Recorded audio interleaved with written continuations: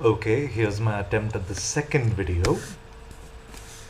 Now, you have this question in your second PUC business studies and also in first PUC business studies as well. All right. Now, you would get this question on what are the formalities of a forwarding agent for at least about 10 marks. All right. So you need to list down everything. Okay. Now, I'm sure that in your colleges, your teachers would have not even bothered to tell you what is a forwarding agent in the first place. All right. Now, let me first tell you what an agent is, and later on move on to what a forwarding agent is later. All right. Now, you require the function of an agent for one big reason, that would be when the distribution network is pretty vast. At least in the domestic trade, that's the reason why you would need an agent in the first place. Now, if you look at products like milk or products like newspapers, it's practically delivered to every household in Bangalore. Now, KMF or Times of India or Deccan Herald does not have the infrastructure to deliver the products themselves, since the distribution network is so vast. They don't have the resources themselves to do it. So what they do is they employ agents who are able to do this work on their behalf. Okay. Now remember this point which I said. An agent is doing your work. Okay. You're supposed to do that job, but instead an agent is doing it on your behalf. Okay. Now keep that in mind. And now let me come down to what a forwarding agent does. Okay. Now, if you look at these different points, I think there are about 8 points if I'm not wrong. All right. So let's start off with what a forwarding agent is, and later on move on to what are the different formalities of a forwarding agent. All right. Now, a forwarding agent is required in foreign trade when you are not able to import a product yourself, okay, or export a product, either way. Okay. Now, a forwarding agent does both sides of the trade. It's effectively the same guy who's doing both sides. Okay, if he's into the business of exports, you call him as forwarding agent. If he's in the business of imports, you call him as a clearing agent. All right. Now, what's the reason why you would require to do something like this? Okay. Now, let's say you're a person, say in Bannerghatta Road, wherein you are into the cutting and the polishing of marble or granite. Now, if you've been to Bannerghatta Road, you would notice that a lot of people there who own those different stores are in fact either registered as a partnership firm or as a sole proprietorship firm. Okay. Now, if you want to do international trade, you cannot do business with the other guy when you're registered as a sole proprietorship or a partnership or a Hindu undivided family, a family business, you would say. Now, the reason being, there is not enough regulations in that particular type of business. So the other guy doesn't trust you at all. To be very blunt, he doesn't trust you at all. So what you do here is, you don't say, for example, Vipin Marbles and Granites is exporting something that's registered as a sole proprietorship. I would in fact contact an agent, and the agent here will go about exporting on my behalf. Of course, he'll take a commission from his side, but paying that commission is a lot better than me having to register my business as a company and then, the whole circus afterwards. So why bother doing all that, right? When you have an agent who's able to take care of everything from his side. So the agent is always registered as a company. Now, when he is registered as a company, that makes things so much more easier for me to do. I need not go about taking up registration. I need not talk to companies, the registrar of companies. None of that work is required. All I need to do is tell the agent that do the following jobs, and he takes care of it all. Okay, so that's one reason. Because the agent is already registered as a company, it makes it easier for doing trade internationally. In international trade, it's usually one company with the other. It can never be with one family business and another company abroad. Okay, they just don't trust us if you're registered as a sole proprietorship or a partnership. Okay, because you could just shut down and run away with the money which the importer may have paid you. So it lacks regulations on that matter.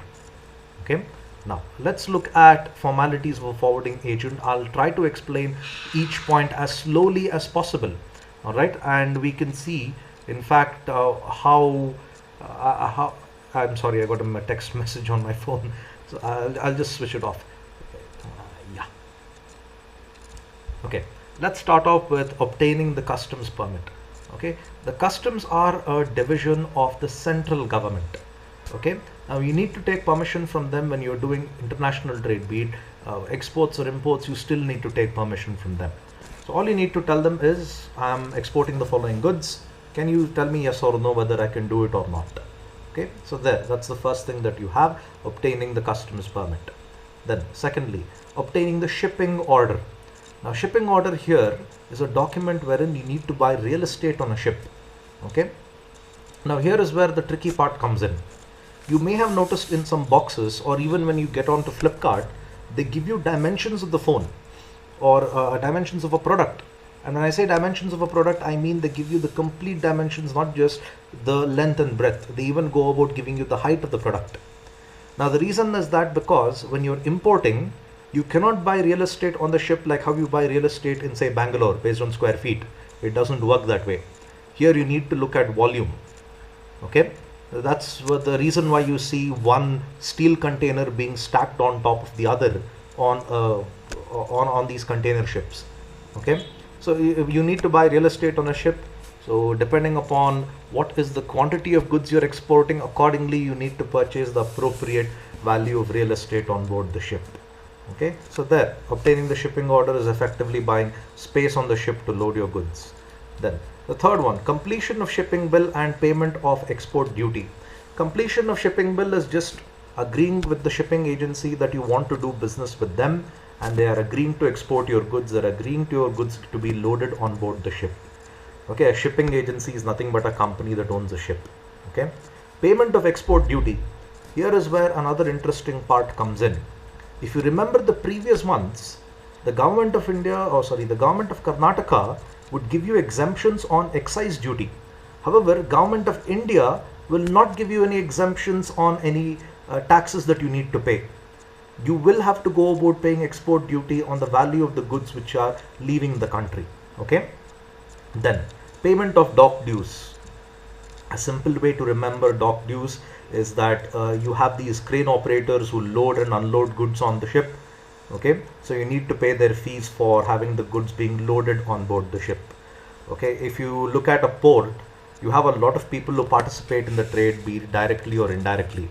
You have people who own warehouses, you have people who own ships, you even have people who own cranes as well. So the crane operator, the company that operates the cranes, you need to go about paying these the charges that they levy on operating the crane. Okay, then customs verification before loading of goods. Now before goods are loaded, the customs guys, which is a division, like I said, of the central government, they go about checking the quality and they go about validating whether you are exporting whatever you say you are exporting. Okay, if you look at foreign trade, it's a big business for, in fact, smuggling goods. Okay, a lot of people, you may have come across stories in the news of how these Africans and how a lot of the people from abroad who in fact who bring in narcotics into the country by smuggling into hardbound books, by smuggling it into pets. Yeah, I've even heard rumors where people smuggle bags of cocaine into reptiles. They force the animal to swallow it, and you can bring it to India without much of difficulty. So you can see how creative people are when it comes to smuggling. So to avoid such incidents happening, you have customs verification before loading of goods. Okay, I'm not giving you options here to go about smuggling. I'm just telling you that was a disclaimer so that I don't get into any legal troubles later from making this video. Then mate's receipt. Now I may have told you this in class, but nonetheless you have different ranks in the shipping business. Okay, firstly, if you look at historically, the captain of a ship is a person who looks after the ship, individual ship. Okay, an admiral is a guy who looks after a fleet of ships. Okay, and there is a commodore. The commodore is the guy who heads the whole navy, you could say. Okay, you don't have commodore anymore. You have admiral, you have captain, and you have the guy below the captain that happens to be first mate, or just you would call him as mate. In case you guys are big fans of Pirates of the Caribbean, you would know the Black Pearl, the original captain of the Black Pearl was Captain Jack Sparrow, and his first mate was Geoffrey Rush, that is Captain Barbossa. Okay, and Captain Barbossa commits mutiny, blah blah blah blah blah. We'll get into that some other time. So a first mate here is a guy who is in fact second in command to the captain. Okay, so what does the first mate do here? He goes about checking the quality of these goods after they're loaded on the ship, and during the journey of the goods from, say, the from the location of export to the importer's location. Now a lot can change. There are weather conditions that could affect it, human error, that all that could deteriorate the quality. In case anything has been affected, the quality has deteriorated, you will see a invoice, sorry, not an invoice, a report being generated by the first mate, which is given to the exporter, saying that okay, you loaded 100 goods, 2 of them have been damaged, and the exporter can use this to claim insurance. Okay, so that's the purpose of a mate's receipt.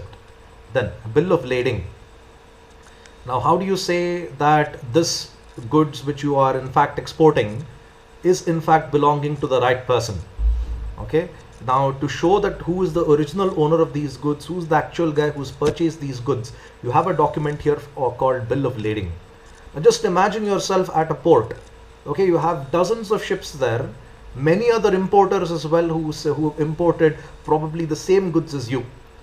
And how can you go about saying that this product in fact belongs to me and that belongs to someone else, right? So you have a document here which is called bill of lading, that in fact says that you are the original owner of these goods. You are the person who is in fact paid for this. Okay, it's a way to claim identity proof for the products that you've purchased. Then insurance of cargo. If you remember your topics on marine insurance, you need to go about taking up insurance on your cargo. Okay, now insurance on cargo depends on what exactly you are exporting, the quantity of the goods, the type of goods, all that is taken into consideration when you are exporting goods. Okay, I'm not really sure about the cost, the premium that you need to pay when it comes to marine insurance, but as far as I know, you need to go about personally and checking with the insurance company before you actually take up the policy. And finally, the last point, advice to the exporter. The forwarding agent here is able to collect information from the importer when it comes to the quality of these goods, and then in fact go about giving details on whether the products are in good quality, whether there can be any improvements. All those details are in fact provided by the importer to the forwarding agent, who in turn is able to give it to the exporter. Okay, now with that said, remember that this question can come for in fact 10 marks. Alright, you will find these notes in detail on my website, vipinmks.com, vipinmks.com. Okay, anyway, thank you for your time. I hope this video made sense, and I hope I've been able to explain it better than what your classes have done in college. Alright, thank you.